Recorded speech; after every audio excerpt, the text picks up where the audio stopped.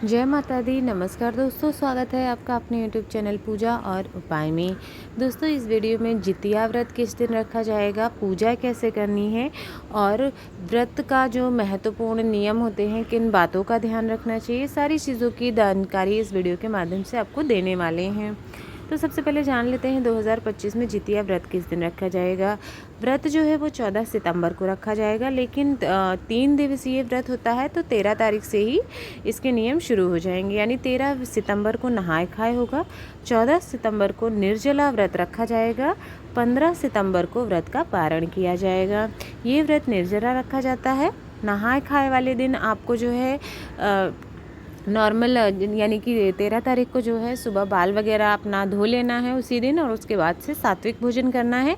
शाम को आपको तुरई की सब्ज़ी, जो नेनुआ की सब्ज़ी होती है, वो बनाना है, बिना नमक की खाना है। और शाम को ही मतलब रात्रि में ही आपको जो है चीलो सियारो जीमूत वाहन भगवान के लिए नहाय खाए का जो है निकालना होता है। तुरई के पत्ते पर जो है आप दही चूरा निकाल सकते हैं, और जो भी आपने पकवान बनाया है वो निकाल दीजिए, और साथ ही साथ में तुरई की सब्ज़ी जो बनाई है वो निकाल दीजिए तीनों लोगों के लिए। अगर आपकी सास नहीं है तो आप उनके लिए भी, यानी 4 पत्ता तब आप लगाएंगे। अगर सास नहीं है तो जो है चीलो सियारों के लिए ये सब हम भोजन नहाय खाए के दिन ही निकालते हैं शाम को, ठीक है। उसके बाद 14 तारीख को जो है हमारा सूर्योदय के साथ व्रत शुरू हो जाता है। उस दिन आप बाल वगैरह एक दिन पहले ही धो लेना है और सात्विक भोजन करना है।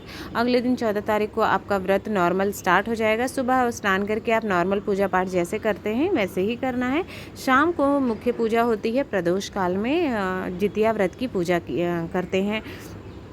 तो हमको क्या करना है, सबसे पहले इस पूजा स्थल को साफ़ सुथरा कर लेना है, और एक चौकी बिठानी है। चौकी पर लाल या पीला कपड़ा बिछा कर रख लेना है। इसके बाद हम 3 अरियार बरियार का पौधा अगर आपको मिल जाता है तो आप उसकी भी पूजा करेंगे, नहीं मिलता है तो कोई बात नहीं। इस तरह से आप मिट्टी की मूर्तियाँ बना लीजिए, जीमूतवाहन भगवान की, चीलों की और सियारों की। हमको मूर्ति पहले ही बना करके रख लेनी है। विशेष आकार ज़रूरी नहीं है, जैसा आकार आप दे पाएँ अपने हिसाब से, जैसा आपसे बन पाए उस हिसाब से आप अपने हिसाब से आकार दे लीजिएगा। भाव का होना ज़रूरी है, क्योंकि आप जीमूतवाहन जी की पूजा कर रहे हैं तो फिर भाव चाहिए, ऐसा नहीं है बिल्कुल एग्जैक्ट आप वैसा ही बनाएं। तो इस तरह से तुरई का पत्ता ले लीजिएगा और उस पर हम सभी को स्थापना कर देंगे चौकी पर। साथ ही प्रथम पूज्य गणेश भगवान को भी हम चौकी पर स्थापित कर देंगे। इसके बाद आपको कलश स्थापना करनी है, तो तांबे या पीतल का कलश ले लीजिए। उसमें जो है जल भर करके सिक्का, सुपारी, पान का पत्ता, लौंग और फूल और रोली, ये सारी चीज़ें डाल करके, हल्दी की गांठ, ये सब डाल करके हम आम के पल्लव रख देंगे। पल्लव पर जो है पूर्ण पात्र कलश रखेंगे। पूर्ण पात्र मतलब कोई भी अनाज से, चावल है, गेहूं है, आप रख दीजिए, और उस पर हम नारियल रख लेते हैं। नारियल का मुख आप ऊपर की तरफ भी रख सकते हैं या फिर सामने की तरफ भी रख सकते हैं। नारियल पर हम कलावा इस तरह से मौली लपेट दीजिए, या तो फिर आप चुनरी भी लपेट कर रख सकते हैं। नीचे अष्टदल कमल बनाइए या चावल की ढेरी लगा करके आप उस पर जो है नारियल कलश का, श्री कलश की स्थापना कर दीजिएगा। ये व्रत जो होता है निर्जला रखना होता है, बहुत टफ माना जाता है। पानी पीने की भी मनाही होती है। आप सुबह अगले दिन सूर्योदय पर ही पानी पी सकते हैं, यानी कि 14 को पूरा निर्जला रखेंगे, 15 को ही आप पानी पी सकते हैं। इस बात का आपको ध्यान रखना होता है पारण के बाद में। तो 15 तारीख को जो आप पारण वगैरह करते हैं ना, तो आपको उसमें दान वगैरह भी करता है, वो आगे बताएंगे। इसके बाद जब सभी मूर्तियों को आप स्थापित कर देंगे, तो आपने जितिया के धागे अगर घर पे बनाए हैं तो भी ठीक है, अपने खरीदा है तो भी ठीक है, उसकी भी हमें पूजा करनी होती है। वो हम वो उसको भी स्थापना कर देते, रख देते हैं। और जितनी संतान होती है उतनी जितिया का धागा हमको चाहिए होता है, लेना होता है। लड़का लड़की से मतलब नहीं है। पहले ऐसा लोग कहते थे कि सिर्फ लड़कों के लिए है, बट अभी ऐसा नहीं, संतान के लिए व्रत रखा जाता है। तो संतान लड़का हो या लड़की, सब एक बराबर है। उतने जितिया के धागे ले लीजिएगा। सभी को हम जल के छींटे देके इस भाव के रूप में स्नान करवा देते हैं। दीपक जला के पहले ही रख लेंगे, क्योंकि दीपक पूरी पूजा का साक्षी रहता है। उसके बाद सभी को हम पीला चंदन से तिलक लगाते हैं। जितिया की भी पूजा करेंगे और कलश पर भी टीका लगाएंगे, नारियल पर भी। आम के पल्लों पर हमने पहले ही टीका लगा रखा है। इसके बाद रोली से हम जीमूतवाहन भगवान को टीका कर देंगे, और कलश पर और नारियल पर टीका कर देते हैं, और जितिया पर टीका कर देंगे। बाकी सिंदूर से हम गणेश भगवान को टीका टीका कर देंगे। चीलों और सियारों को हम सिंदूर का टीका लगा देते हैं। इसके बाद फूल अर्पित कर देंगे हम सभी को। कोई फूल का स्पेशल नहीं है कि ये फूल चाहिए, आपको जो भी फूल आसानी से मिल जाता है आप वो फूल जो है गणेश भगवान को समर्पित कर दीजिए। चीलों सियारों सभी को हमें समर्पित कर देना है। इसके बाद दूर्वा गणेश भगवान को समर्पित कर दीजिएगा। फिर आप फूल के बाद जो है जितिया को भी हम उसी प्रकार से फूल समर्पित करते हैं, क्योंकि हमें उसकी भी पूजा करनी है। फिर आप जनेऊ ले लीजिएगा और जनेऊ हम एक जिमूत महान भगवान को चढ़ा देते हैं और एक गणेश भगवान को चढ़ा देते हैं। जिमूत महान भगवान की पूजा इसलिए करते हैं क्योंकि उन्होंने जो है एक सर्प के बच्चे की जान बचाने के लिए अपने प्राणों की आहुति दे दी थी, इसलिए उनकी ये पूजा हम करते हैं। इसके साथ ही चीलों सियारों ने सबसे पहले ये बार व्रत किया था ये वाला, इसलिए उनकी भी पूजा इस दिन हम लोग करते हैं।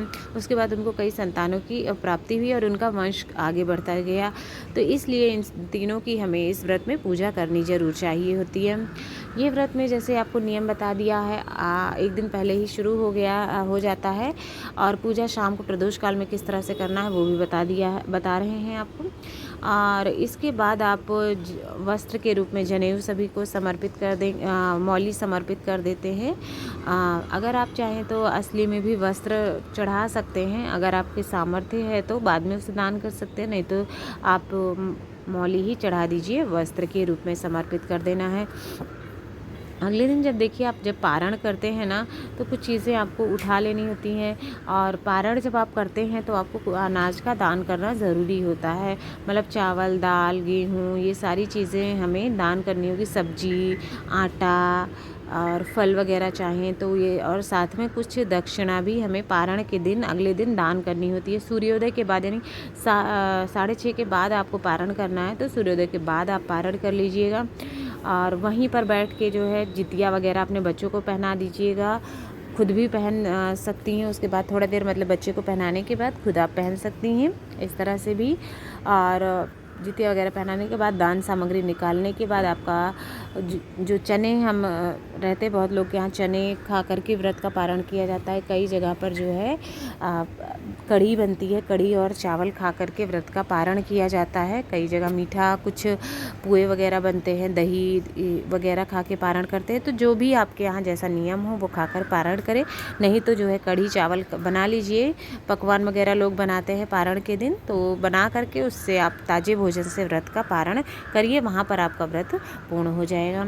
इसके बाद दोस्तों देखिए हमने जो है जनेऊ वगैरह सभी अर्पित कर लेने के बाद में हम भोग प्रसाद भी चढ़ा देते हैं, और चने का भोग ज़रूर लगा दीजिएगा, क्योंकि उसके बिना आपका व्रत पूर्ण नहीं माना जाता है। तो पहले से ही चना भिगा कर रख लीजिए, एक दिन पहले, एक रात पहले ही, और चने का भोग लगाना है सभी को। उसके बाद मीठा कुछ जो है आप अपने घर में बना लीजिएगा, चाहे आप गुलगुले बना लें, पुए बना लें या फिर मीठी पूड़ी बना लें, कुछ ना कुछ अपने घर में मीठा ज़रूर बना लीजिएगा, उसको हमें चढ़ाना होता है।